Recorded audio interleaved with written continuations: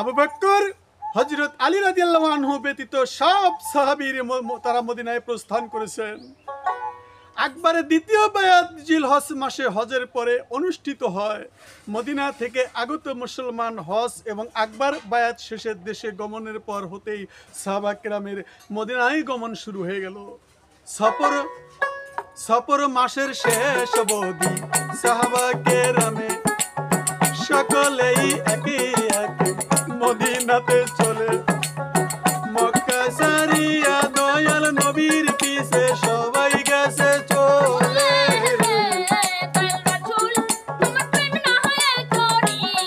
তাই ধীরে ধীরে এবার বাইরে যাইতেছি বলিয়া, শুধু হযরত আবু বকর আলী এবার ছিলেন যে তখন আরে।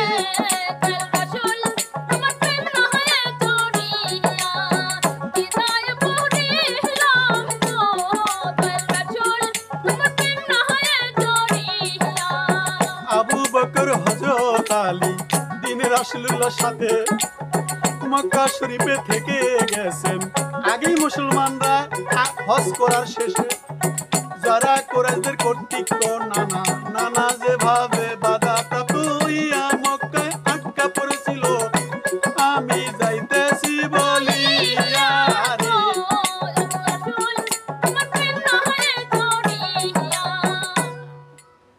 হযরত আবু বকর হযরত আলী রাসূলুল্লাহ সাল্লাল্লাহু আলাইহি সাল্লামের সাথে আবু বকর আর হযরত আলী মক্কা শরীফে থেকে যান, যারা কুরাইশদের কর্তৃক নানাভাবে বাধাপ্রাপ্ত হয়ে মক্কায় আটকা পড়েছিলেন। তারা এই আলোচনা বহির্ভূত। হযরত আবু বকর রাদিয়াল্লাহু আনহু অবশ্য এই সময় হিজরতের আকাঙ্ক্ষা প্রকাশ করেছিলেন। আল্লাহ, আমি একটু হিজরতের আকাঙ্ক্ষা করেছিলাম যদি রাসূলুল্লাহর সঙ্গে হিজরত করার সৌভাগ্য আমার হয়, কিন্তু রাসূলুল্লাহ সাল্লাল্লাহু আলাইহি সাল্লাম বারণ করায় তিনি নিবর্তন হন। সাহাবা কেরামের হিজরত দিন রাসূলুল্লাহ একটি বারের তরেও নিজে বিষয় চিন্তা করে না। আকবর দ্বিতীয় বায়াতের পর মুসলমানদের প্রতি কাফেরদের অত্যাচার গেছে হইয়া, এ যাবৎ কালেমা সর্বসীমা অতিক্রম করে, এ যাবৎ কালের সর্বসীমা অতিক্রম করে। সুতরাং রাসূলুল্লাহ সাল্লাল্লাহু আলাইহি সাল্লামে তার অনুসারীদের জানমাল ও ইজ্জত সম্ভ্রমের চিন্তায় অস্থির হইয়া উঠিয়াছিল রে।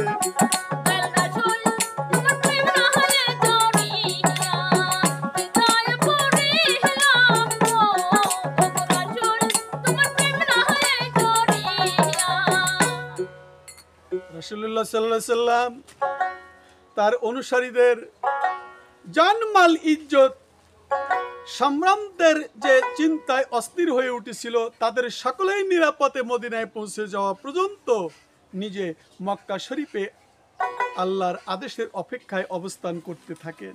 আমার রাসূলুল্লাহ সাল্লাল্লাহু আলাইহি সাল্লাম তিনি কন, যতক্ষণ না পর্যন্ত আমার অনুসারীরা মক্কায় সহি সালাতে জানমাল নিয়ে না পৌঁছবে, ততক্ষণ পর্যন্ত আমি মক্কায় থেকে যাব। দ্বিতীয় আকবর বায়াতের পর থেকেই যারা কুরাইশদের কর্তৃক ধীত হয়ে মক্কায় অবস্থান করতে বাধ্য হয়েছিল, তাদের ব্যতীত একে একে সাহাবা কেরামের সকলেই মদিনায় হিজরত করেন। সেখানে তারা মদিনাবাসীদের কর্তৃক অতি সমাদরে গৃহীত হচ্ছেন। মদিনাবাসী আনসার সাহাবীগণ তাদের দেশত্যাগী ভাইদের জন্য নিজেদের বাড়ি ঘর বিষয় সম্পদ সব অকাতরে ত্যাগ করছেন। মুসলমানদের সবাই এখন মদিনায়। অচিরেই মুহাম্মদ মদিনায় চলে যাওয়ার সেই অবধারিত অদূর ভবিষ্যতে মুসলমানরা মদিনায় শক্তি সঞ্চয় করে তাই পূর্বকৃত সব জুলুম অত্যাচারের প্রতিশোধ গ্রহণ করতে যদি অগ্রসর হয়, তবে উপায় কি হবে? সুতরাং এখনই একটা বিহিত ব্যবস্থা গৃহীত হওয়া অতি প্রয়োজন।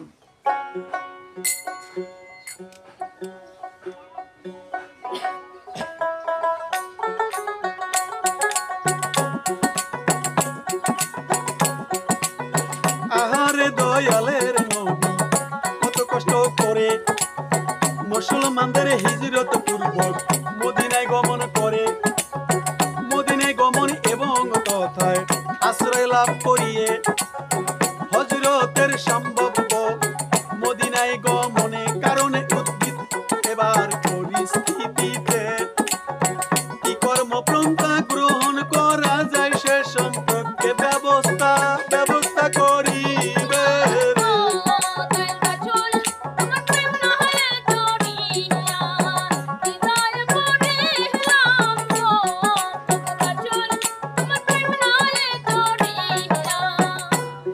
অতএব মুসলমানদের হিজরত পূর্বক মদিনায় গমন এবং তথায় আশ্রয়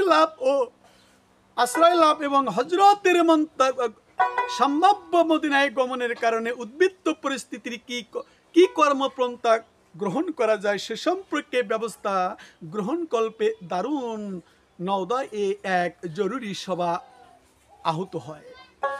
বনি হাসিম ব্যতীত কুরাইশদের সব গোত্র এবং মক্কার অন্য সব গোত্রের লোকদেরকে এই সভায় আমন্ত্রণ জানানো হয়। নজদের এক বিদ্যের বেশ ধারণ করে অভিশপ্ত ইবলিশও এই সভায় উপস্থিত হয়েছিল। সভাস্থলে সকলেই সমাবেত হলে আলোচনা শুরু হয়। অধ্যকার আলোচনা বিষয়ে মুসলমান ও ইসলামের নবী সম্পর্কে কি ব্যবস্থা গ্রহণ করা যায় সে সম্পর্কে উপস্থিত প্রত্যেককেই নিজ নিজ বিবেক বিবেচনা অনুযায়ী পরামর্শ দিচ্ছে। প্রদত্ত পরামর্শের উপর সাধারণ আলোচনা হচ্ছে, কিন্তু কোনো পরামর্শই গ্রহণযোগ্য বলে বিবেচিত হচ্ছে না। একজন বলে উঠল, নাবেগা ও জোবায়ের প্রমুখ এবং কবিদের যেভাবে কঠোর দণ্ড দিয়ে হত্যা করা হয়েছিল, মুহাম্মাদের জন্য সেই রূপ ব্যবস্থায় গৃহীত হওয়া দরকার। সুতরাং মুহাম্মাদকে হাতে পায়ে শৃঙ্খল পরিয়ে বন্দী করে রাখা সমসীন মনে হচ্ছে এখন।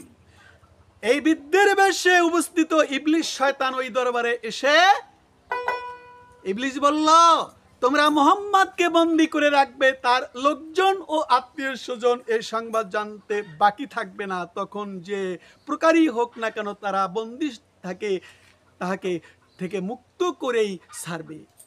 এই উপলক্ষে ভয়াবহ একটা যুদ্ধ বেঁধে যাওয়া একেবারেই অসম্ভব নয়। সুতরাং মুহাম্মাদকে বন্দী করে রাখার ও এই প্রস্তাব একেবারেই অযৌক্তিক সমসীন।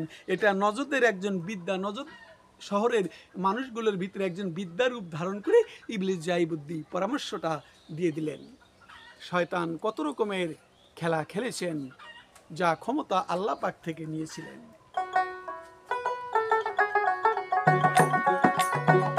আর একজন এই আপদ ষাট বালাই যত ইচ্ছা যাক, এই ষাট বালাই গেলেই আমরা বাঁচি, তাই অন্যত্র গিয়া সে যা করে করুক এবার তাই। কত রকমের পায় তারা করলো কুরাইশবাসীরাই, সেই সম্পর্কে আমাদের ভাবার কোনো আবশ্যক নাই।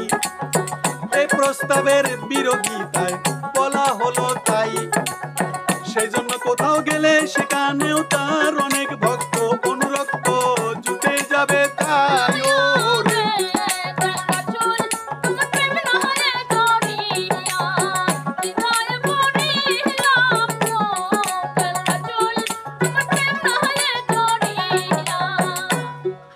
আরেকজন কুরাইশ বাহিনীরা হত্যার পরিকল্পনা আরেকজন বলে উঠল, এই আপদ ঘাটবালাই যত ইচ্ছা যাক, এই ঘাটবালাই এই ষাটবালাই গেলেই আমরা বাঁচি, অন্যত্র গিয়ে সেই যা করুক না কেন সে সম্পর্কে আমাদের ভাবার কোনোই আবশ্যক নাই।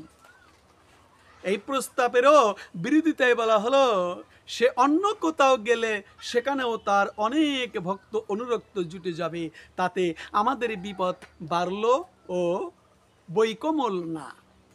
এক সময়ে জনবল মুষ্টি হয়ে প্রতিশোধ সেই গ্রহণার্থ আমাদের উপর আক্রমণ পরিচালনা করে বসলেও অবাক হবার কিছুই থাকবে না। এটাও আবার ভাবতেছে মুহাম্মাদের দলটা যদি ভারী হয়। অতএব এই প্রস্তাব জ্ঞানসম্মত নয়।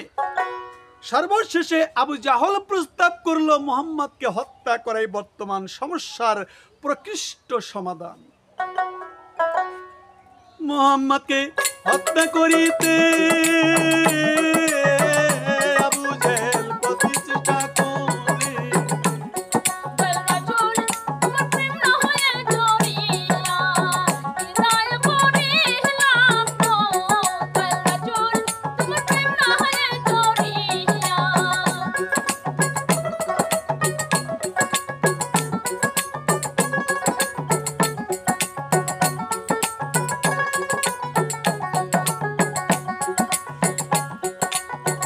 আবু জেহেল এইবার ভাইরে হত্যা করিতে, তবে কোন গোত্র বা কেউ একাকী এ কাজ করলে বনি হাশেমের সেটা হবে রে।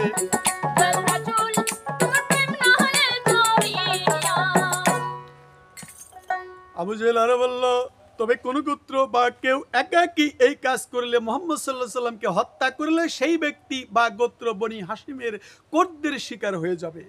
একা করা যাবে না, মুহাম্মদকে হত্যা করতে একা করা যাবে না। তাহলে হাশিমি বংশের মুহাম্মদ তিনি হলেন হাশিমি বংশের, তারা আবার তার উপরে খেপে যাবে, তারা হত্যার বিনিময়ে হত্যা অথবা রক্তপণের দাবি তুলতে পারে, সেটা হবে আরেক মহা সমস্যা। আবু জেহেল এটাও বলল। অতএব এই কাজ সমাধানের উদ্দেশ্যে প্রত্যেক গোত্র থেকে একজন সাহসী যুবককে নির্বাচিত করা হোক, তারা একযোগে আক্রমণ পরিচালনা করে মুহাম্মদকে হত্যা করবে। এতে কোনো গোত্রই দল ছাড়া হতে পারবে না। আর বনি হাশিমও আমাদের সকল গোত্রের সাথে যুদ্ধ করতে পারবে না। আমরা তো সব গোত্র এক জায়গায় হলাম, আর বনি হাশিম মাত্র একটা গোত্র। দীর্ঘ আলোচনা পর্যালোচনার পর এই প্রস্তাবে গৃহীত হয়ে গেল। এদিকে আল্লাহ তাআলা যত সময় ওহী মারফত রাসূল করিম সাল্লাল্লাহু আলাইহি সাল্লামকে কুরাইশ এই উল্লিখিত ষড়যন্ত্রের কথা আল্লাহ পাক জানিয়ে দিলেন, ওহীর মাধ্যমে হিজরতের আদেশও করলেন। হে দোস্ত, আপনি হিজরত করুন, আপনাকে হত্যার ষড়যন্ত্র করছে।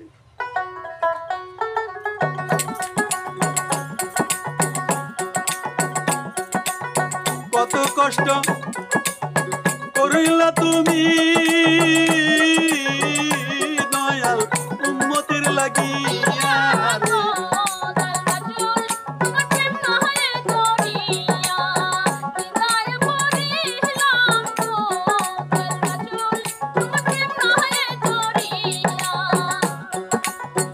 একে একে সাহাবারা তো ভাই সবাই চইলা গেছে, বন্দী দুর্দশাগ্রস্ত মুসলমান সারা, এখন মক্কায় কেউ নাই তারে।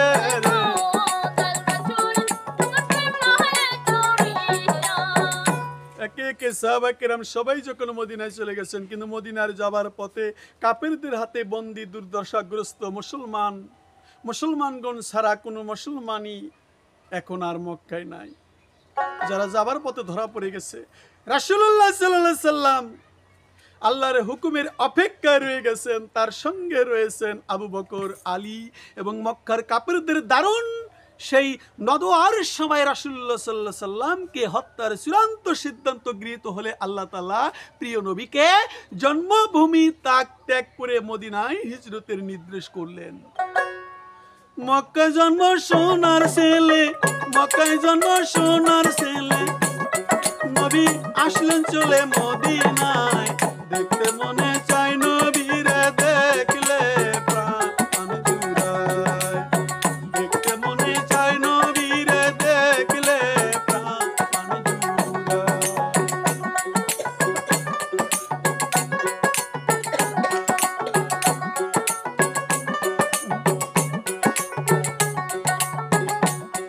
আমি হইতাম যদি মদিনার মাটি,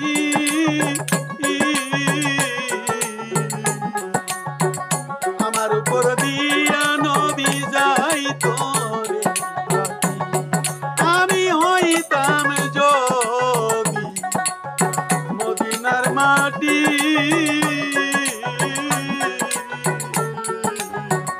আমার উপর দিয়া নবী যাইতো রে। মদিনারি ধুলা হইলে, মদিনারি ধুলা হইলে থাকতাম নবীর পাদুকায়, দেখতে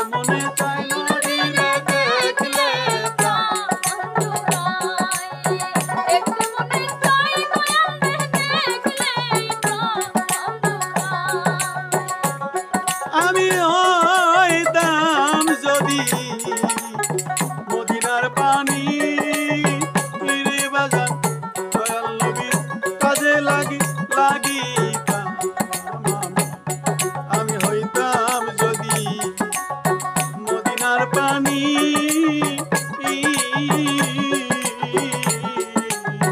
দয়াল নবীর কাজের লাগতাম দিনার মদিনারি বাতার হইলে মদিনারি বাতার হইলে থাকতাম নবীর সারা গায় দেখতে মনে চাই নবীর দেখলে প্রাণ জুড়ায় দেখতে মনে চাই দয়ালের দেখলে প্রাণ জুড়ায় আমি হইতাম যদি মদিনার শহর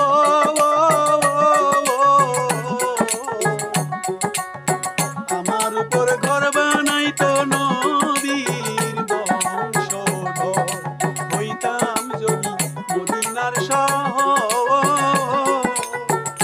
আমার উপর ঘর বানাইতো নবীর বংশধর মদিনারি বৃক্ষ হইলে ছায়া দিতাম নবীর গায় দেখতে মনে চায় নবীরে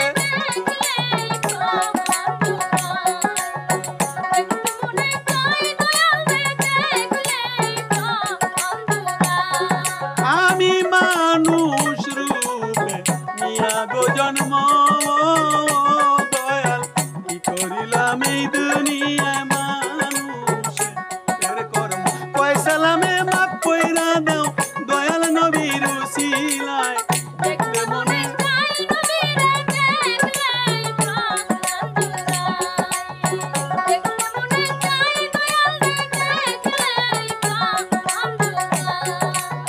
ছন্দ কথা রাসূলের শানে গান যাইতেছে যে গাইয়া আল্লাহর নির্দেশ প্রাপ্তির কর রাসূল আল্লাহ প্রস্তুত নিল যাইয়া রে